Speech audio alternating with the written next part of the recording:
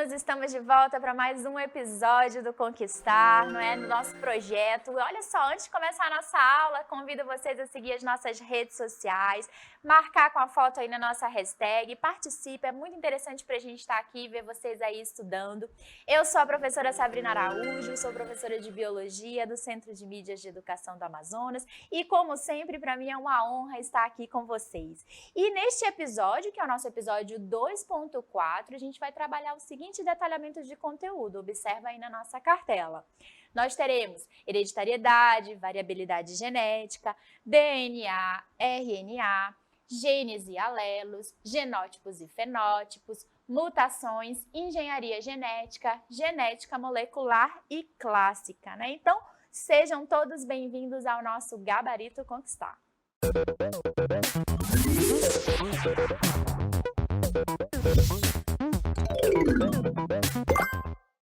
Muito bem, antes de começar o nosso gabarito comentado, eu queria explicar para vocês o seguinte: genética cai no Enem? Sim, cai. E eu fiz uma curadoria, ou seja, eu fiz uma pesquisa nas últimas 5 provas do Enem e sempre tinha questões relacionadas à genética. Então é importante você estudar a genética, aprender os principais conceitos, né? Saber fazer ali as conexões entre outros ramos da biologia também, porque a gente sabe que o Enem trabalha temas que são interdisciplinares, principalmente ali dentro da área de ciências da natureza. Então a recomendação que eu faço é que você estude genética, que vá para a prova do Enem preparado e se prepare aqui com a gente também. Então vamos lá, professora, para o nosso gabarito comentado, questão número 1. Olha só, gente, trago para vocês aqui a questão número 1, né? E ela vem do Enem 2021, é uma questão bem quentinha da avaliação. E ela diz o seguinte: a deficiência de lipase ácida lisossômica é uma doença hereditária associada a um gene do cromossomo 10. Os pais dos pacientes podem não saber que são portadores dos genes da doença até o nascimento do primeiro filho afetado. Quando ambos os progenitores são portadores, existe uma chance em 4 de seu bebê, em que seu bebê possa nascer com a doença. Então, esse texto de suporte, ele traz para a gente alguns termos que são importantes a gente destacar. O primeiro deles é portadores e o segundo, olha só, é afetados. O que essa questão diz para a gente é que os progenitores, eles são portadores, ou seja, eles têm o gene, mas eles não expressam a característica da doença. E eles só sabem disso no momento que nasce um filho afetado. Mas olha só que interessante, ele dá uma outra dica, que essa probabilidade de acontecer isso é 1 em 4, ou seja, 25% de chance. E trazendo aí para as alternativas, olha só o que a gente tem nas questões, né? Perdão, a gente tem aqui na letra A, recessivo, letra B, dominante, letra C, codominante, letra D, poligênico e letra E, olha só, polialélico. Então, professora, qual é o nosso gabarito? Trazendo diretamente a resposta para vocês, a gente diz que é recessivo. Poxa, professora, mas por quê? Porque a gente tem ali, utilizando aqui, observa bem o nosso comentário na questão, né? A gente tem ali os pais como portadores. Se eles são portadores, eles possuem esse gene, esse alelo, né? Que no caso a gente representa pela letra minúscula, que é o Azinho. E o dominante com a letra maiúscula, né, o A. Naquele quadro de Punney que a gente observa aqui, eu marco para vocês, olha só, o genótipo do pai em azul e o genótipo da mãe em vermelho. Isso aqui é um exemplo clássico, tá, gente, de primeira lei de Mendel, segregação independente. Então, no momento desse cruzamento, olha só que interessante, o afetado, ele deve possuir esse genótipo, né, azão, azinho, por isso ele é recessivo, porque se fosse dominante, os pais eles não seriam portadores, eles seriam os afetados, tá bom? E por que as outras alternativas estão incorretas, professora? Vamos dar uma olhadinha, olha só. Quando a gente traz na letra B que é dominante, está incorreto porque ele não precisaria estar em homozigose para se expressar, ou seja, apenas, né, a probabilidade dele acontecer seria muito maior do que no recessivo, não seria apenas 1/4. Codominante, não há relação de dominância entre os alelos, né? Então, nesse conceito que a gente trabalha em genética, a gente não tem claramente, né, ali a divisão de dominante e recessivo. Então, não se trata desse exemplo. Quando a gente fala de poligênico, a gente está falando ali de vários genes que interagem para determinar uma característica, e aqui não, a gente está trabalhando apenas um conjunto gênico, tá bom? E a gente tem ali o polialélico, né? Como vocês podem observar, mais de um alelo. E aí não se trata desse exemplo, que a gente não tem ali vários alelos interagindo, né? No caso, pelo menos 2 dele para poder expressar uma característica. Tranquilo? E a gente vai agora para a nossa questão de número 2. E essa questão, olha só, é do Enem de 2020, ela diz o seguinte: instituições acadêmicas e de pesquisa no mundo estão inserindo genes em genomas de plantas que possam codificar produtos de interesse farmacológico. No Brasil, está sendo desenvolvida uma variedade de soja com um viricida ou microbicida capaz de prevenir a contaminação pelo vírus causador da AIDS. Essa leguminosa está sendo induzida a produzir uma enzima, olha só o nome da enzima, cianovirina N, que tem eficiência comprovada contra o vírus. Olha só que interessante, gente. E na próxima cartela, olha só, a gente vai ver as alternativas.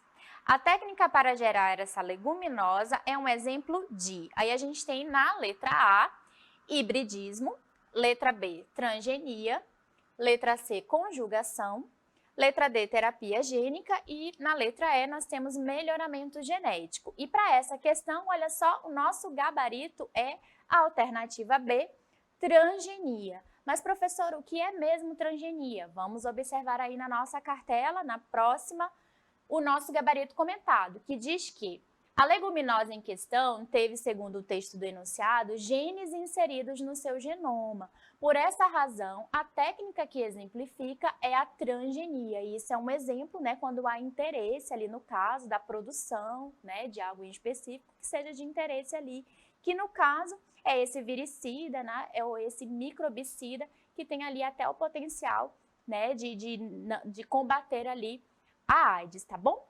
E avançando aí, por que as outras alternativas estão incorretas, professora? Aí a gente tem na letra A, olha só, hibridismo, junção de 2 seres de espécies ou categorias taxonômicas diferentes, cruzando entre si para formar um novo ser. Então, nesse caso, a gente não tem ali, né, esse conceito relacionado à questão para a resposta correta. Conjugação também não é, porque a conjugação, ela trata, né, de troca ou transferência de material genético entre as 2 células, organismos ou bactérias, normalmente com o objetivo da reprodução, que não contempla ali o resultado da nossa questão. Avançando um pouquinho, a gente tem ali a alternativa D, terapia gênica. Aí o que a gente tem por terapia gênica, né? Que é o tratamento baseado na introdução de genes sadios com o uso de técnicas de DNA recombinante. Também não contempla ali a resposta da nossa questão. E na letra E, melhoramento genético, onde um conjunto de técnicas de biologia molecular e embriologia são utilizados, olha só, em seres vivos para aumentar a frequência de alelos desejáveis em indivíduos de uma população. Então, nesse caso aqui, para a nossa questão, a resposta mais adequada é a alternativa referente à transgenia, tá bom? E na nossa terceira questão, vamos dar uma olhadinha aí. Nessa questão, olha só, ela é do Enem de 2017 e ela fala o seguinte: no ciclo celular atuam moléculas reguladoras, dentre elas a proteína P53 é ativada em resposta a mutações no DNA, evitando a progressão do ciclo até que danos sejam reparados ou induzindo a célula à autodestruição. Então, a gente está vendo ali todo um circuito por trás ali, né, da presença dessa proteína P53. E nas nossas alternativas, o que a gente tem? Vamos observar aí na cartela. A ausência dessa proteína, olha só, a falta dela, poderá favorecer a. Aí a gente tem na alternativa A, redução da síntese de DNA, acelerando o ciclo celular. Letra B, saída imediata do ciclo celular, antecipando a proteção do DNA. Letra C, ativação de outras proteínas reguladoras, induzindo a apoptose. Letra D. Na letra D, a gente tem manutenção da estabilidade genética, favorecendo a longevidade. E na letra E, proliferação celular exagerada, resultando na formação de um tumor. Então, gente, o que a gente percebe, né? A gente tem ali a presença dessa proteína e a gente vai agora para o nosso gabarito, porque eu sei que vocês já leram essa questão e já estudaram direitinho. Então, a resposta que mais se adequa a essa resolução é a alternativa E. Olha só que interessante. Proliferação celular exagerada, resultando na formação de um tumor. E a gente precisa relembrar aqui alguns conceitos, como, por exemplo, o conceito de mutação, né, onde a gente tem ali uma alteração no material genético, que ele pode ou não, né, normalmente ele está ali associado a uma característica que venha a trazer algum dano, mas às vezes acontecem mutações onde a gente não consegue perceber o impacto.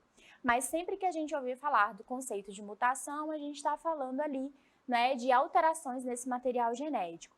Então, no momento da divisão celular, quando se percebe que está acontecendo ali alguma mutação, é ativado todo um circuito de proteção, porque as nossas células elas acabam se proliferando e se a gente tem ali uma divisão celular com DNA mutante, provavelmente essa mutação vai passando para as células, né, dependendo do tecido em que ela está sendo ali gerada.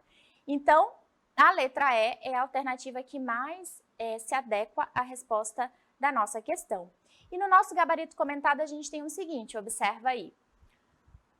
A ausência da proteína P3, olha só, pode resultar no aumento de mutações e no descontrole do ciclo celular, levando à formação de tumores, né? Esses tumores, normalmente associados ao câncer, fazem referência às células mutantes que estão ali. Então, quando a gente tem esse cenário, né, ela é ativada e ela resulta ali, né, a ausência dela, na verdade, resulta ali na maior probabilidade de chance da gente ter ali aquele descontrole no ciclo celular.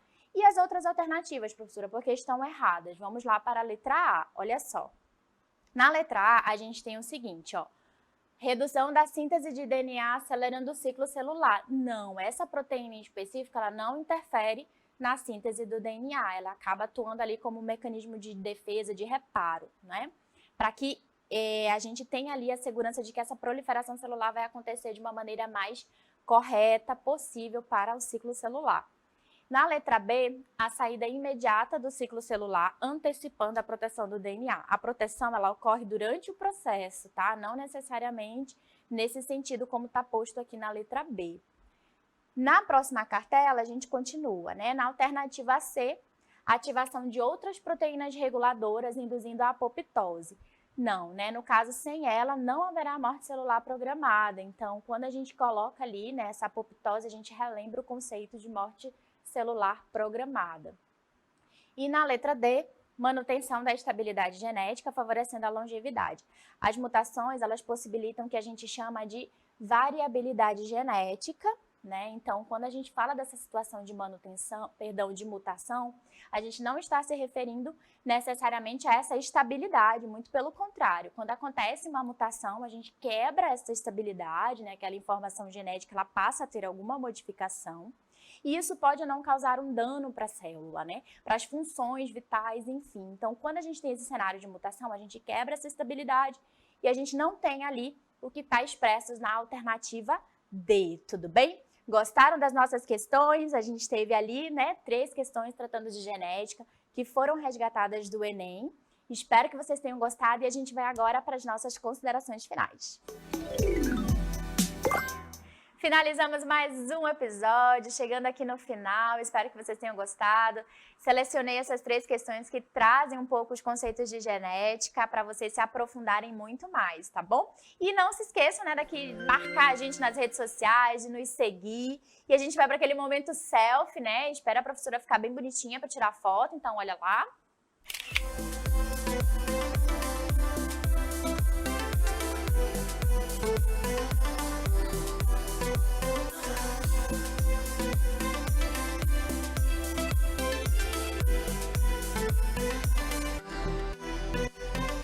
Printou, deu tempo, marca a gente, segue nas redes sociais, a gente se despede por aqui, né? Muito bom estar aqui com vocês nesse momento, espero que vocês tenham gostado. Um abraço e tchau, tchau!